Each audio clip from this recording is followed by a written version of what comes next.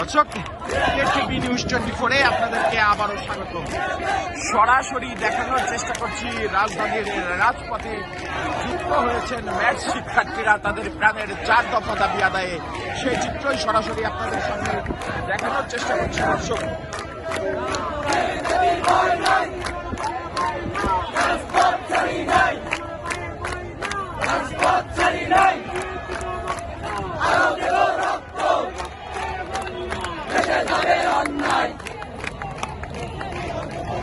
দর্শক, স্বাস্থ্য মন্ত্রণালয়ের প্রতিশ্রুতির 7 দফা পার হলেও 7 কর্মদিবস পার হলেও তারা কিন্তু এখনো তাদের প্রাণের 4 দফার কোনো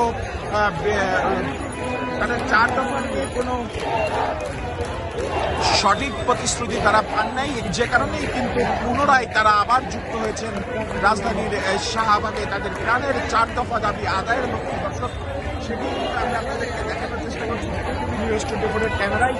আপনারা দেখছেন ঠিক কোথায় কোথায় কই থেকে যুক্ত হয়েছেন সবাই, সারা দেশ থেকেই। আপনাদের কোনো আলটিমেটাম আছে? সরকারের প্রতি কোনো আলটিমেটাম আছে? মানে দাবি আদায় না হলে আপনারা কি অবস্থান করবেন রাস্তায়? কতক্ষণ? এটাই দর্শক, যতক্ষণ পর্যন্ত তাদের দাবি না মানা হয় ততক্ষণ পর্যন্ত কিন্তু তারা রাস্তায় অবস্থান করবেন বলে জানিয়েছেন, এবং তারা কিন্তু রীতিমতো রাস্তায় অবস্থান করছেন এবং তাদের প্রাণের 4টি দফা, সেই 4টি দফা নিয়ে তারা কিন্তু দীর্ঘদিন যাবত লড়ে চলেছেন।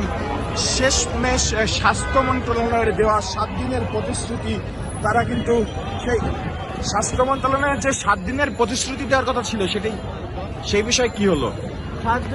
আমরা এর আগে এখানে গণজামায়াত করছিলাম, তারপরে তারা এই স্বাস্থ্যমন্ত্রী, আমরা তাদের কোনো 7 দিনের কোনো প্রতিশ্রুতি নেই। স্বাস্থ্য মন্ত্রণালয় থেকে আমাদের কাছে 7 দিনের প্রতিশ্রুতি দেওয়া হয়েছিল, কিন্তু তারা আমাদের কথা রাখে নাই। আমরা 7 দিন কেন এখন অতিবাহিত হয়ে সেটা 10 থেকে 11 দিনে পরিণত হয়েছে, তারপরেও তারা কোনো পদক্ষেপ নেয়নি আমাদের বিষয়ে।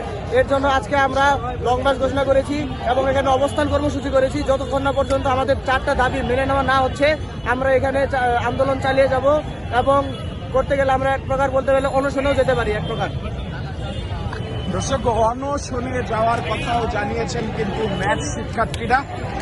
আপনাদের কতদিনের এই দাবিগুলা? আমাদের এই দাবি দীর্ঘ, আমাদের 1 যুগেরও বেশি। আমাদের কোনো নিয়োগ নাই, কর্মসংস্থান নাই, আমাদের নিজস্ব কোনো স্বতন্ত্র কোনো ভোট নাই।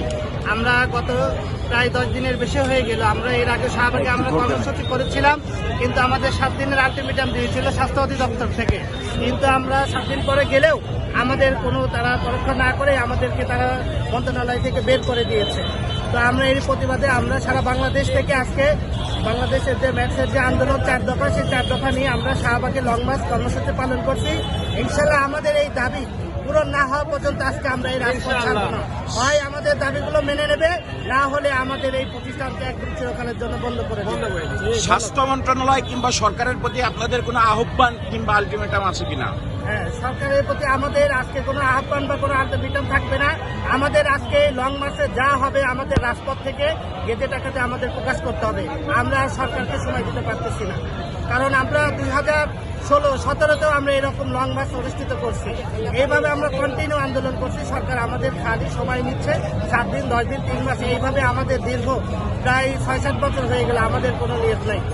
আজকে ঠিক কতক্ষণ পর্যন্ত অবস্থান করবেন? আমাদের আজকে অবস্থান কর্মসূচি আমাদের নির্দিষ্ট কোনো টাইম নেই। আমাদের দাবি যতক্ষণ পর্যন্ত না মানবে আমরা আমাদের লং মার্চ ইনশাল্লাহ চালিয়ে যাব।